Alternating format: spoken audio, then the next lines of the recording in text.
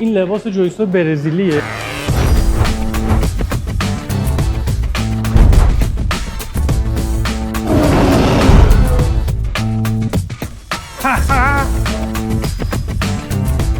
سلام دوستان، خوش اومدین به کانال خودتون. من بهرادم و اینجا قبرسه. امروز میخوام با هم بریم یه ورزش سنگین بکنیم. اومدم دنبال مربی برزیلیم و با هم بریم گیرنه جوجیتسو برزیلی تمرین بکنیم.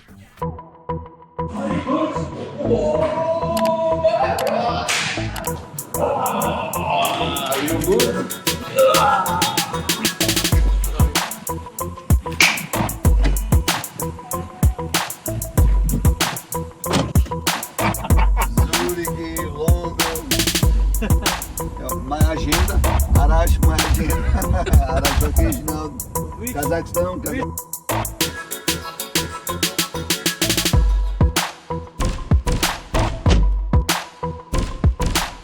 بریم توی رختکن. اومدیم بریم اونجا لباسمون عوض کنیم، ولی باید بریم توی رختکن. یه توضیح در مورد جوجیتسو بهتون بدم. جوجیتسو یه ورزش برزیلیه که از برزیل اومده.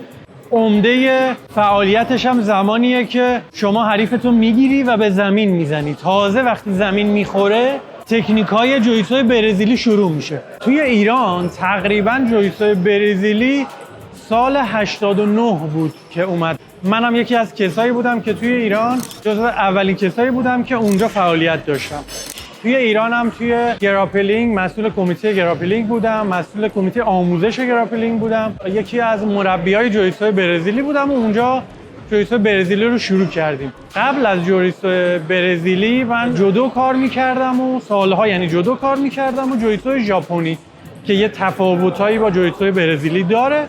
همینم باعث شد که جوجیتسو برزیلی رو بشناسم و شیفت کنم روی جوجیتسو برزیلی. سالها کار کردم، یعنی فکر می‌کنم از سال 89 تا الان حدوداً 14-15 ساله من جوجیتسو برزیلی کار میکنم و توی جهان هم یه چند تا مدال دارم. خیلی فعال بودم. الان نه دیگه. از موقعی که اومدم توی قبرس خیلی گشتم که چیه؟ Let's go! موقعی که اومدم قبرس خیلی دوست داشتم باشگاه راه بندازم، یعنی گشتم که جوجیتسو پیدا بکنم که نبود اون زمان. تا من یه جایی رو پیدا کردم و شروع کردم فعالیت کردن. 2-3 نفر فقط بودن که بعد بیا بریم اونور که من لباسم عوض کنم دیگه. رختکن اینور. خلاصه 2-3 نفر رو پیدا کردم که یه جای کوچیکی داشتن برزیلی کار میکردن. رفتم با اونا مشغول شدم و تا اینی که جینالدو از برزیل اومد قبرس دیگه. خلاصه اونجا بود که شروع کردم. بذارید من برم لباسم عوض کنم برگردم. یه چیز خیلی جالب بهتون بگم. من الان 15 ساله دارم برزیلی کار میکنم، ولی هر بار که من میخوام شروع بکنم، یعنی هر جلسه، همون انرژی و هیجان و اضطراب روزای اولو دارم. نمیدونم چرا انقدر که این ورزش برام هر روز چیزای جدید داره. من برم لباسم عوض کنم برگردم. خب این لباس جوجیتسو برزیلیه. یه چیزی شبیه جودوه که بهش میگن کیمونو یا گی. من از ایران که اومدم کمربندم بنفش بود. اومدم اینجا تمرین کردم و این کمربند قهوه‌ای رو از جینالدو گرفتم. درجه ها و کمربندایی هم که توی جوجیتسو برزیلی میگیری خیلی سخت گیرانه است. البته یه مقاطعی هم بینش قطع کرده بودم، ولی بعد از 15 سال تمرین من هنوز کمربند قهوه‌ای ام و خیلی سخت گیرانه است گرفتن کمربند توی جوجیتسو برزیلی. خلاصه من آماده بشم و برم برای یه تمرین باحال بعد از مدت‌ها دوری از جوجیتسو برزیلی.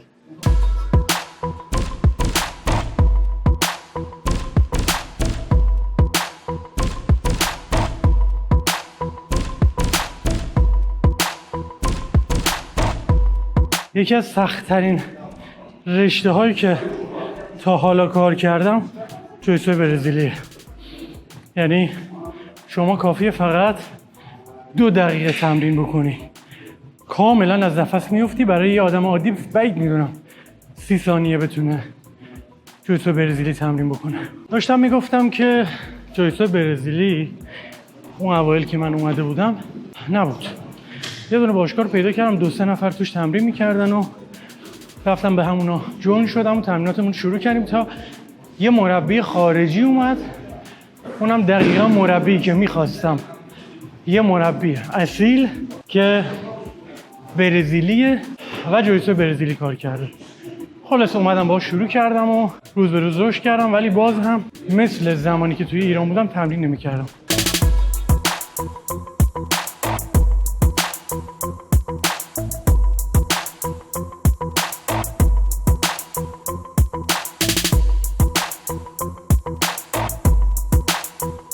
چون اینجا مصادف شده بود با مهاجرتم، کار و شرایط سخت مهاجرتی و اینا باعث شده بود که نصف و نیمه بیام تمرین بکنم، تا که دیگه با بچه‌ها آشنا شدم و دوستای خیلی خوبی پیدا کردم که تقریبا از همه جای دنیا بودن.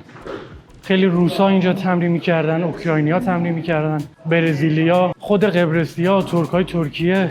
اینا باعث شد که یه کامیونیتی ما اینجا به وجود بیاریم که با همشون هم دوست شدیم و الان جزو دوستای خوب ما هست.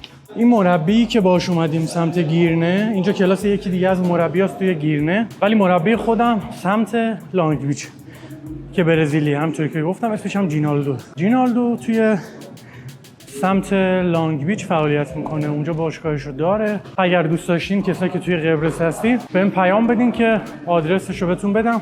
اونایی هم که دوست دارین این ورزش رو شروع بکنین بهم پیام بدین. شاید با هم ورزش رو دوباره شروع کردیم و کامیونیتی ایرانی‌ها رو بزرگترش کردیم.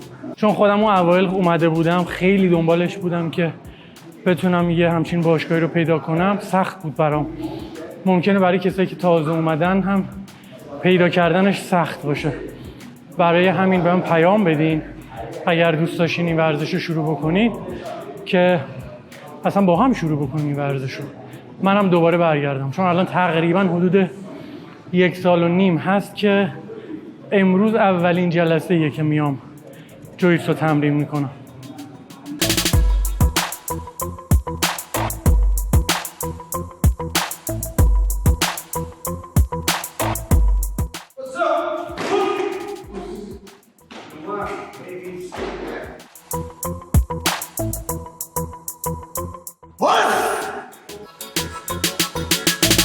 جینالدو مربی برزیلی من توی قبرس، مثل برادر بزرگترم میمونه. خیلی برام دوست داشتنیه. مرسی که تا آخر این ویدیو همراه ما بودین. دوستتون داریم.